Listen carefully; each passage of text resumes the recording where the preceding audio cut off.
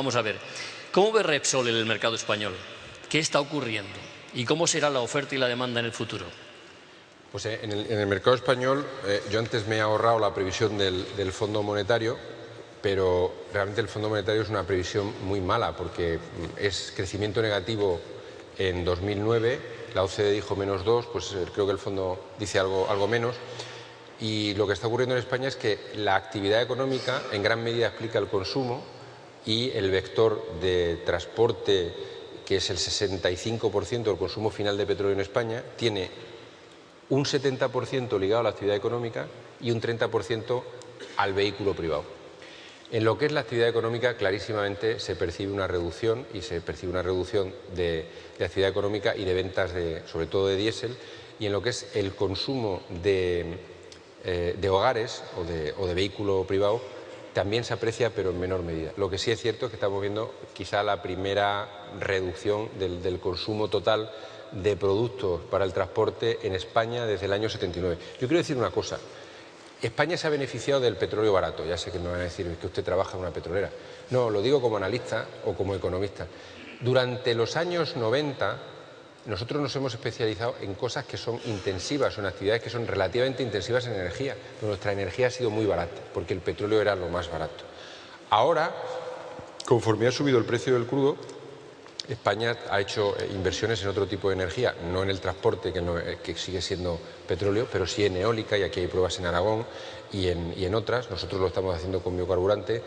Yo creo que la oferta y la demanda futura, que es contestación, me ha pedido brevedad. Os prometo que la próxima soy más breve, pero es que es complicado, ¿eh? En la oferta y la demanda yo de verdad creo que en el límite en los próximos años va a seguir siendo basada en el petróleo con dos variaciones. Una, va a haber una parte de aporte de los biocarburantes, a ser posible de segunda generación, ya la hay, y además también por ley va a haber más.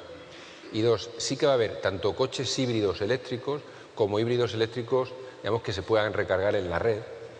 Hay un problema de baterías, yo creo que la batería de ion litio es caro, pero creo que van a ir por ahí.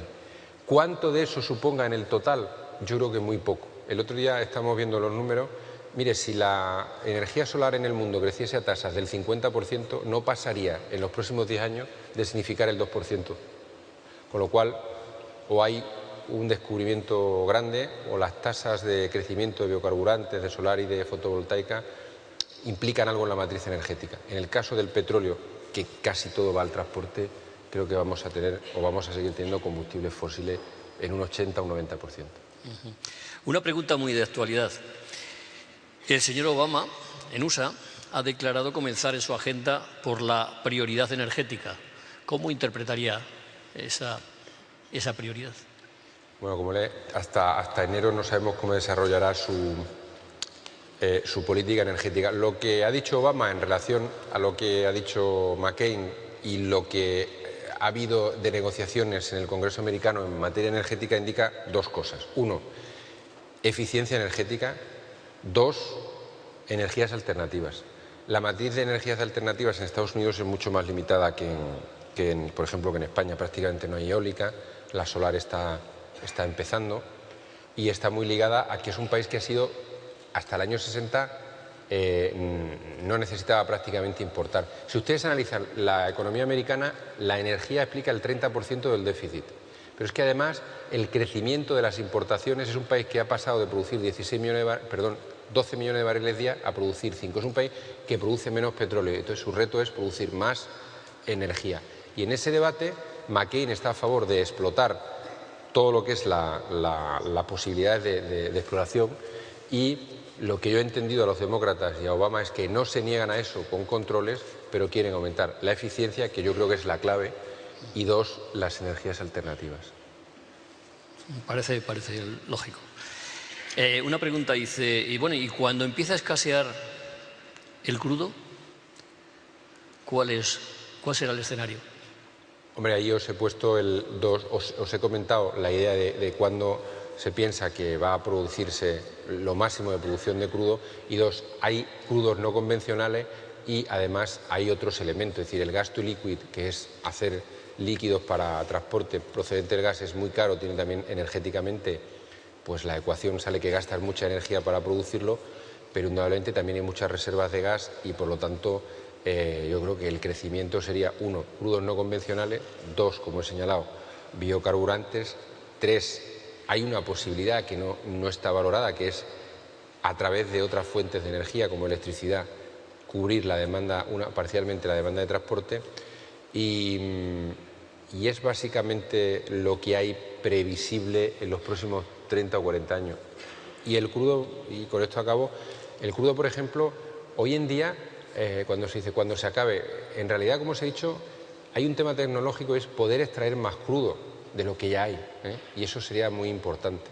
Es un reto tecnológico, pero por ejemplo ahora en Brasil, donde hay bastantes descubrimientos, pues ahí habrá que verlo. De hecho, en Arabia Saudí también se están produciendo unas tasas de recuperación muy altas.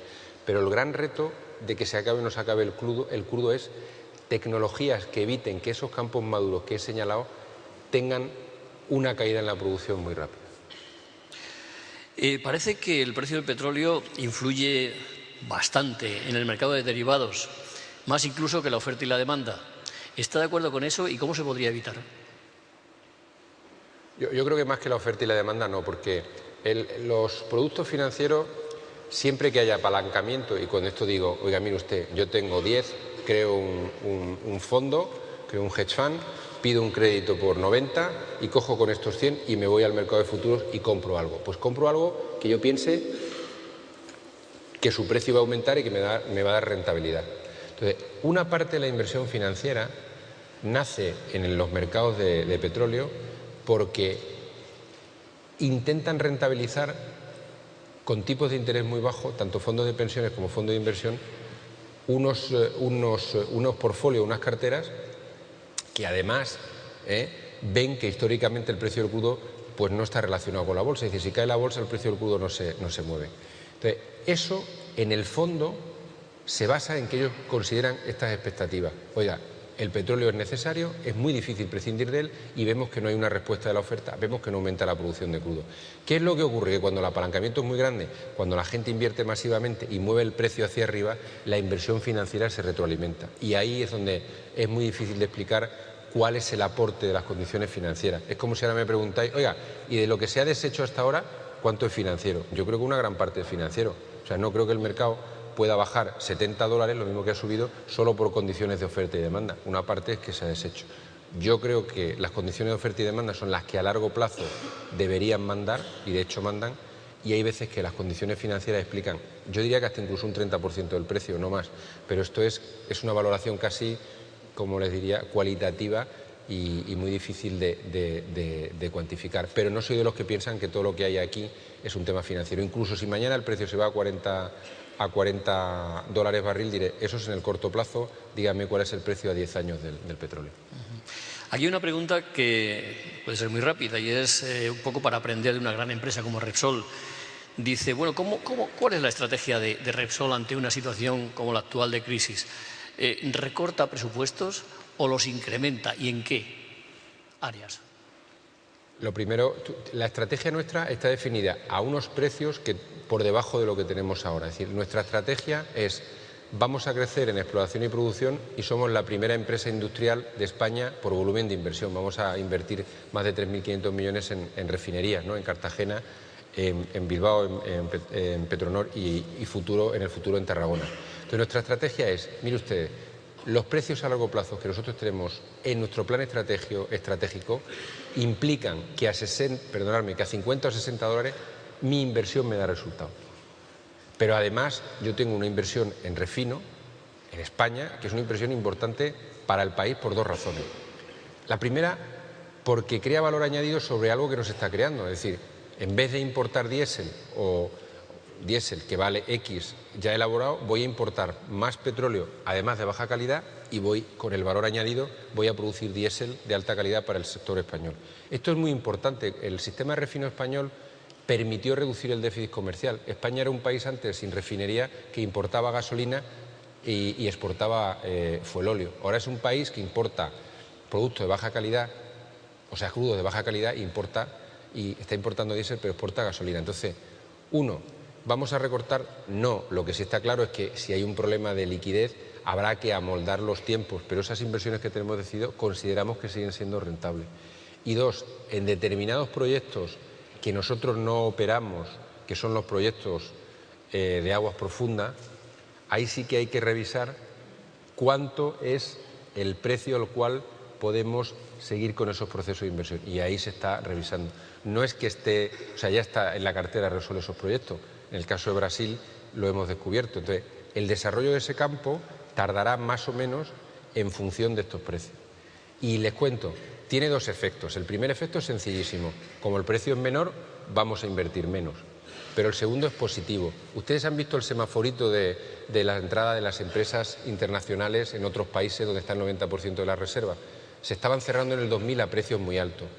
Las empresas, ahora estos precios, las empresas nacionales, estoy pensando en empresas estatales que quieren hacer un desarrollo, le tienen que dar dinero a sus gobiernos y además invertir. A estos precios necesitan una colaboración, es decir, a un precio remunerador, pero que no sea lo que estábamos viendo en junio, probablemente haya oportunidades porque entremos en procesos en los cuales alguien necesita un colaborador industrial y además financiero para desarrollar esos campos. Muy bien, pues ya con esto ya hay una pregunta que es muy rápida, diga sí o no, pero es lo que se dice en la calle. Dice, pero bueno, si los petróleos bajan, el coste del petróleo baja y el precio del petróleo baja, ¿por qué diablos no baja tanto la gasolina? Como dice Brevedad, nosotros no tenemos ni una sola peseta o céntimo de euro más en el margen. Aplicamos, probablemente hay un decalaje de inventarios, un decalaje semanal, pero no más, el precio internacional. Pero el precio internacional del gasoil o del diésel no es el precio del petróleo, cae menos, porque entre la producción de petróleo y el suministro del diésel hay todo un proceso de refino. Entonces, la estructura de refino europea estaba diseñada en los años 70 y 80 para la gasolina. Entonces, en España hay un déficit de diésel, de gasóleo, hay que importarlo y eso hace que uno siga el precio internacional. Históricamente, los márgenes de refino se mueven más o menos y lo lógico es que si la demanda de diésel sigue cayendo, ese margen caiga y veamos precios inferiores. Pero, ojo, el precio ya ha caído. El problema es que el componente impositivo hace imposible comparar en porcentaje lo que cae el precio del crudo con lo que cae el precio de la gasolina. Si el 70% del precio final de la gasolina, en España un poquito menos, es un 65% impuestos, pues ustedes cuenten sobre €1, digan 30 pesetas es el precio del crudo. Si estaba a 50 y me ha bajado a 30 la gasolina, 20 pesetas. Bueno, hablo con peseta, 20 céntimos de euro. Pues ha bajado 20 céntimos de euro, ha bajado de 1,20 aproximadamente a 1. Hemos repercutido y además hay controles y se puede ver en el boletín de hidrocarburos, en los comunicados del Ministerio de Energía, probablemente menos de lo que todos quisiéramos, pero se ha repercutido exactamente la bajada. Pues nada más, muchas gracias. No sé si os he convencido, pero se ha repercutido.